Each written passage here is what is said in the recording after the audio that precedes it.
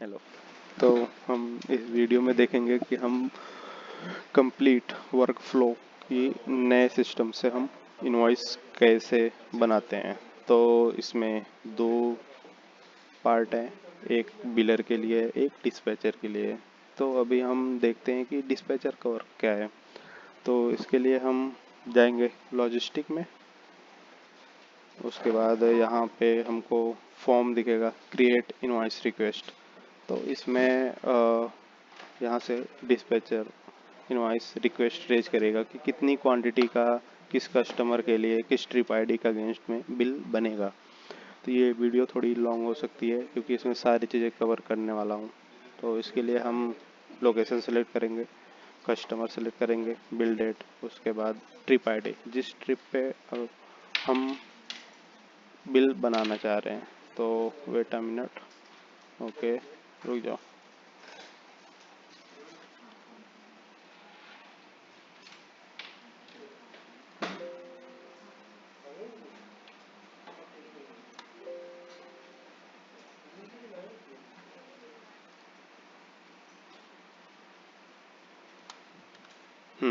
तो हम चलते हैं यहाँ पे, regular without schedule, with schedule and regular without schedule. तो अभी बिल फ्रॉम का नहीं एक्टिव है इस फॉर्म में, तो उसके लिए आप पुराना फॉर्म ही यूज कर लीजिए।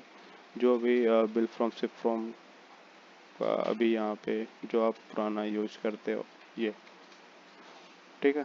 तो उसके लिए हम यहाँ पे आएंगे, अपने अकॉर्डिंग चूज करेंगे कि विद शेड्यूल है विदाउट शेड्यूल है। एक चीज़ और, इसमें आप कंसाइनी भी ऐड कर सकते हो, जो भी ऐड करना होगा।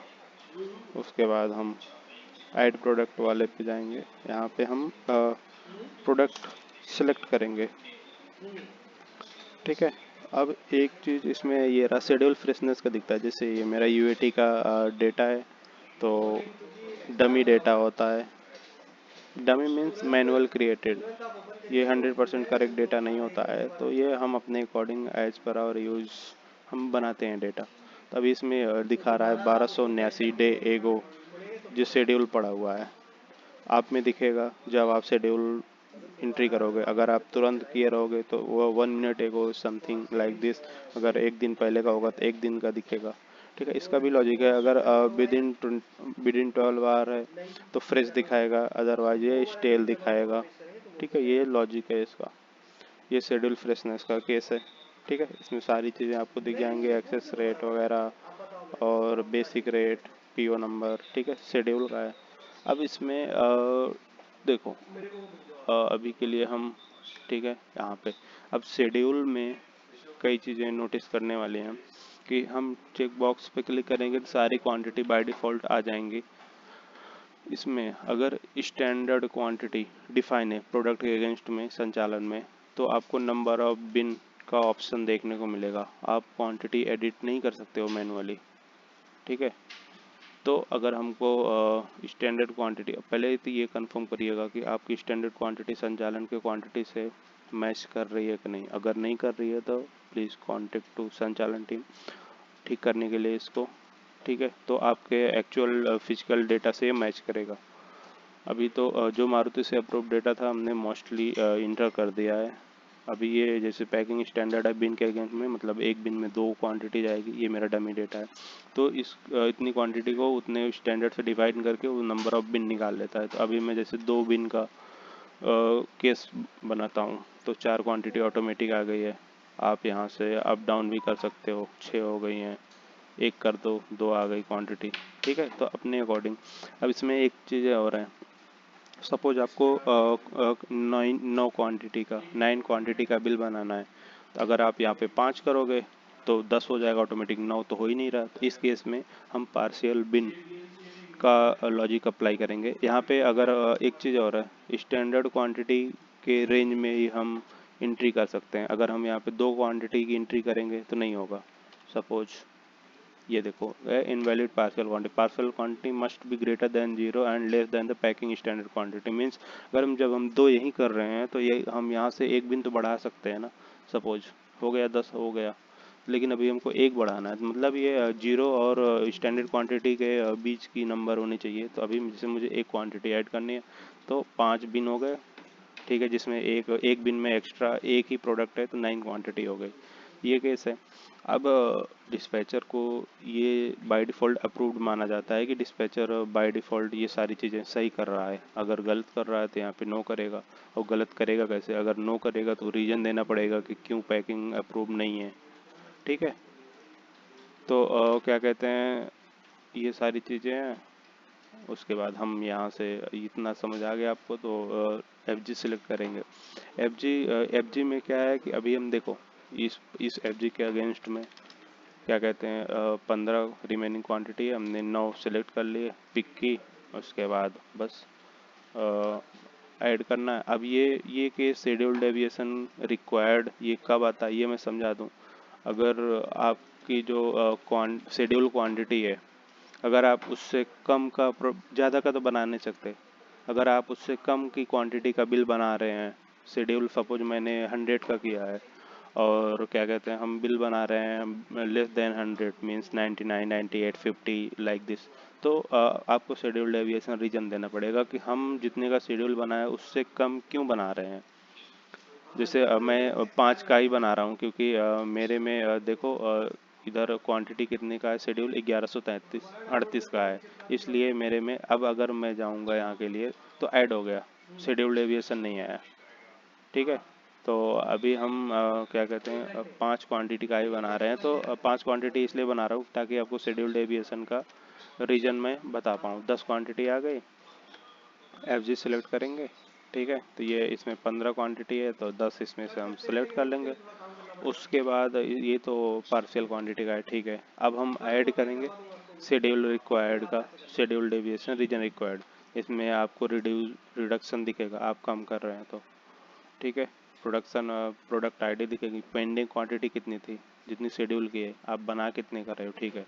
डेविएशन कितनी क्वांटिटी का है, मार्जिन मतलब डिफरेंस 1128 का है। अब यहाँ पे रीजन डालना पड़ेगा, कस्टमर रिक्वायर्ड पार्शियल डिलीवरी या व्हीकल कैपेसिटी कांस्टेंट, तो आप कुछ भी दे सकते हो। तो यहाँ पे हम लिख देंगे कस्टमर नीड ओनली 10 क्वांटिटी, ठीक है। आप कंफर्म करोगे, ठीक है, ये तुरंत आ गया। ये आप डिस्पैचर अप्रूव करता है तो अप्रूव्ड दिखेगा, अदरवाइज अनअप्रूव दिखता है। और ट्रांसपोर्ट में ठीक है, बाई बाई रोड जाएगा। अब यहाँ पे क्रॉस चेक कर लो, 10 क्वांटिटी बिन टाइप अप्रूव है, एफ जी सिलेक्ट किया, एक लॉट किया है, ठीक है। यहाँ पे सारी चीज़ें हैं, ठीक है। मारुति सुजुकी जाना है, बिल डेट क्या है, ट्रिप आईडी क्या है, इनवॉइस टाइप क्या है। तो हम एक ये बता रहे सबमिट इनवॉइस रिक्वेस्ट, ठीक है। आप बनाना चाह रहे हो, ठीक है, यस कर दो। तो आपका ये बन गया इनवॉइस रिक्वेस्ट। अब एक बारी मैं आपको दोबारा से एक चीज़ दिखाता हूँ। मैंने 10 क्वांटिटी का बनाया है प्रोडक्ट के अगेंस्ट में बिल, ठीक है। तो रेगुलर ही था, हम दोबारा से वो प्रोडक्ट सेलेक्ट करेंगे तो अब दिखा रहा है 10 क्वांटिटी रिजर्व्ड, मीन्स हमने 10 का तो शेड्यूल मतलब इनवॉइस रिक्वेस्ट रीच कर दी है। तो यहाँ से क्वांटिटी जो पेंडिंग क्वांटिटी है शेड्यूल का वो 10 रिड्यूस करके शो कर रहा है, ठीक है। अब एक चीज़ और दिखाऊँ मैं, एक चीज़ और नोटिस करने वाली चीज़ें हैं। यहाँ पे 10 क्वांटिटी रिजर्व दिखा रही है, एफ में भी 10 क्वांटिटी रिजर्व दिखाएगी। ये रिजर्व क्वांटिटी है इस एफ के अगेंस्ट में, इसमें 15 लेफ्ट थी, अब रिमेनिंग कितनी हुई 5, क्योंकि हमने 10 कर दिया है, ठीक है। अब एक चीज़ और है, हम एक चीज़ यहाँ पे नोटिस करने वाली है कि हम वो ट्रिप आईडी यहाँ पे एंट्री करेंगे, ठीक है। एंट्री करते ही वेरिफिकेशन होगा, ये बिलर के एंड से, ये बिलर का पार्ट है इनवॉइस रिक्वेस्ट बनाने का, बिल बनाने का। तो हम आउटबाउंड सेलेक्ट करेंगे तो इनवॉइस टाइप, इसमें 4 टाइप के हैं, regular, without schedule, no schedule, ठीक है, विद शेड्यूल, नो शेड्यूल। अभी बिल फ्रॉम एक्टिव नहीं हुआ है तो ये अभी वर्क नहीं करेगा, ठीक है। अभी अब ये vehicle content and packing verification, ये चेक करना पड़ेगा कि 5 क्वांटिटी ये सारी चीज़ें बिलर के एंड से, ठीक है। अगर पैकिंग गलत है तो नो करके यहाँ पे रीजन देना पड़ेगा, बिन ट्रॉली नॉट अवेलेबल, ऐसा उस रिमार्क में कुछ लिख के सबमिट करना पड़ेगा, ठीक है। तो इसके लिए अभी आप क्या कहते हैं हम जैसे सिलेक्ट करते हैं, ठीक है, ये टेस्टिंग, ठीक है, हम सबमिट कर दिया मैंने यहाँ पे, ठीक है। यहाँ पे चेक करना पड़ेगा, I confirm this vehicle loaded content, ठीक है। अब ये सबमिट करने के बाद अगर आप नॉट अप्रूव दिखाते हो, दोबारा से आपको ओवरराइड रीजन देना पड़ेगा कि वैलिड रीजन क्या है। मैं आप कुछ भी अपने अकॉर्डिंग डाल सकते हो, मैं टेस्टिंग 2 लिखा, ठीक है। ओवरराइड करने के बाद ये आप बिल बनाने के एबल हो जाएंगे, ये बिलिंग एक्टिव हो जाएगी। अब यहाँ पे 3 चीज़ें हैं, कैंसिल रिक्वेस्ट, आप अगर आपकी क्वांटिटी क्या कहते हैं गलत हो गई है या बाय मिस्टेक रिक्वेस्ट रेज हो गया तो डायरेक्ट आप कैंसिल कर सकते हो, ठीक है। क्वांटिटी कम या ज़्यादा करना है तो हमने 2 क्वांटिटी बढ़ाई, ठीक है। FG आपकी बार मैं ये दूसरा लॉट सेलेक्ट करता हूँ जिसमें 6 क्वांटिटी है अवेलेबल, ठीक है। हम इसको सेव कर देंगे, ये सेव हो गया, बिल क्वांटिटी 12 हो गई। अब हम दोबारा से यहाँ पे आएंगे देखने के लिए, तो इसमें देखो ये 2 क्वांटिटी रिजर्व शो करने लग रही है, ठीक है। हमने वहाँ से 2 क्वांटिटी अमेंड कर दिया। अब आप क्या कहते हैं, ये चेंजेस सपोज बिलर कर दिया, बिलर करने के बाद ये दोबारा से डिसेबल हो गया। डिसेबल क्यों हुआ? क्योंकि बिलर के एंड से क्वांटिटी में छेड़छाड़ हुई है। तो उसके लिए हम दोबारा से क्या कहते हैं यहाँ पे व्हीकल नंबर सेलेक्ट करेंगे, ठीक है। उसके बाद